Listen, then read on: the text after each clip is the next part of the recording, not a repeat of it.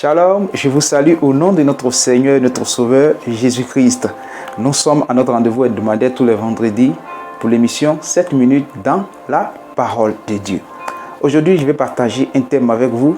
C'est en fonctionnant en équipe que nous pouvons nous protéger les uns les autres. C'est un thème bien intéressant qui va donner aux enfants de Dieu une autre vision de la vie chrétienne. Comment serait-il possible que des frères et des sœurs puissent se protéger les uns et les autres? Cela sous-entend tout simplement qu'en tant que chrétiens, nous devons nous entraider dans la foi chrétienne. Nous devons nous entraider pour surmonter des épreuves. Nous devons ensemble lutter pour surmonter des difficultés, pour surmonter des problèmes. Il arrive des moments où nous sentons que les forces nous abandonnent. Il arrive des moments où nous nous sentons accablés par la fatigue, par le sommeil. Notre vie de prière prend un coup. Notre vie de méditation prend un coup. Notre vie de louange et d'adoration en Dieu prend un coup.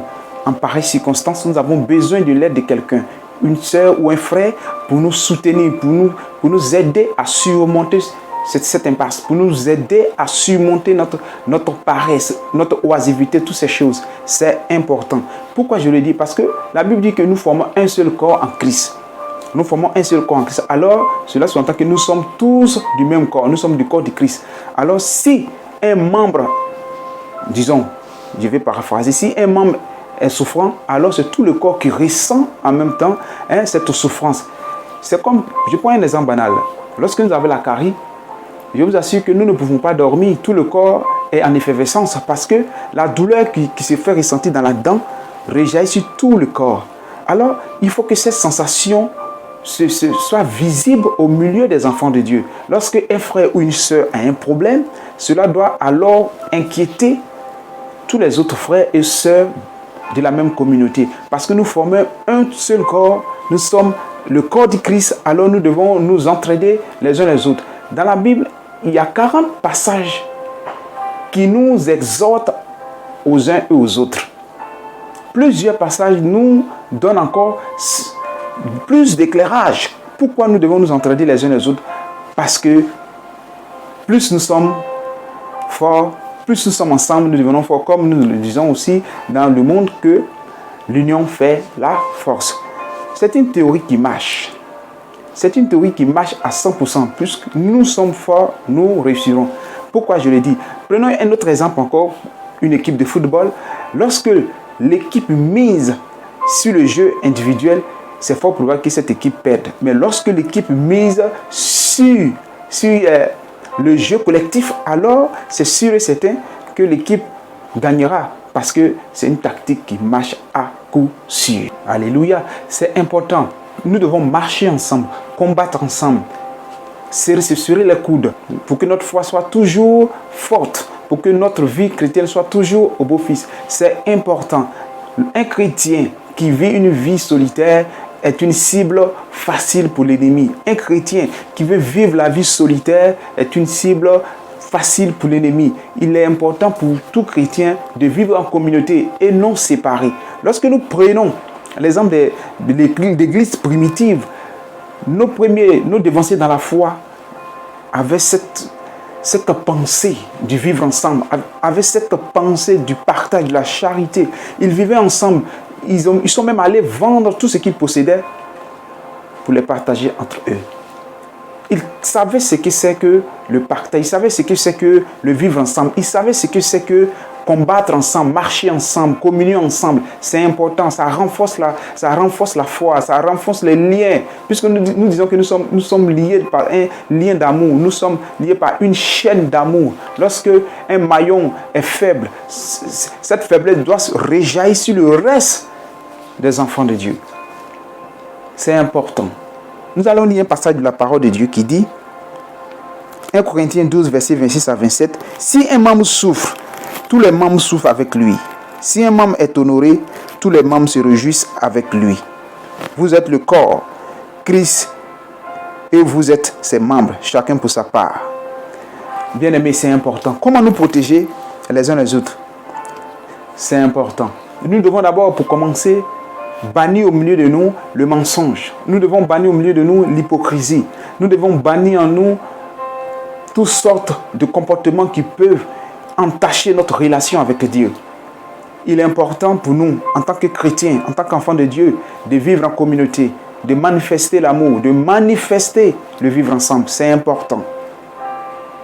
Nous ne devons pas nous défaire des autres, de notre communauté. Nous ne devons pas quitter notre communauté. Comme la Bible dit, n'abandonnez pas vos communautés, n'abandonnez pas vos assemblées. C'est important. Nous devons manifester l'amour. Nous devons nous unir pour marcher dans la foi. Nous unir pour combattre ensemble. Plus nous sommes ensemble, plus nous devenons forts. Nous devons nous supporter, nous devons nous entraider, nous devons nous aimer, nous devons nous soucier les uns des autres. Nous devons nous entendre, nous devons nous supporter afin de pouvoir triompher des malices du diable. Romains 15, 1. Nous qui sommes forts, nous devons supporter les faiblesses de ceux qui ne le sont pas et ne pas nous complaire en nous-mêmes.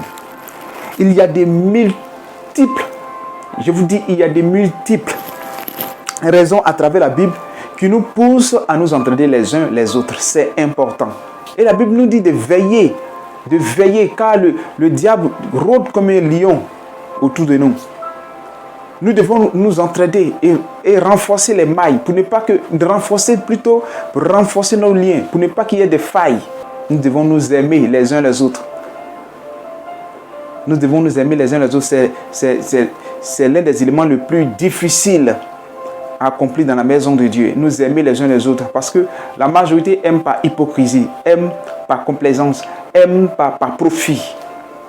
Nous devons nous aimer véritablement avec un amour pur. Nous devons manifester l'amour. Nous devons nous considérer comme frères et sœurs. Alléluia. Nous devons prendre soin les uns des autres. Comme la Bible dit, nous devons chanter les louanges de Dieu les uns les autres. Nous devons regarder les uns plus importants que nous-mêmes.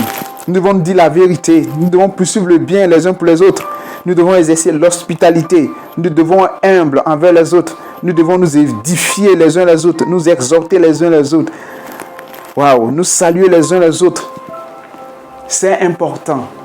Pourquoi Paul met-il l'accent sur ces éléments? Parce qu'il sait que si nous ne manifestons pas ces choses dans l'église, cela peut entacher notre relation avec Dieu. Cela peut entacher notre relation avec le divin roi. Alors il est important pour nous de manifester ces choses. Comme Paul pouvait le dire, même si tu parles toutes les langues angéliques, toutes les langues du ciel, si tu ne manifestes pas la charité, si tu ne manifestes pas l'amour, toutes ces choses que tu es en train d'accomplir sont vaines.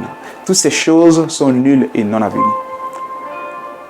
Il est important pour nous de nous entraider, de nous serrer le coude et de faire cavalier ensemble et non en rang dispersé. Nous devons faire cavalier ensemble en rang serré parce que nous avons un seul ennemi, le diable.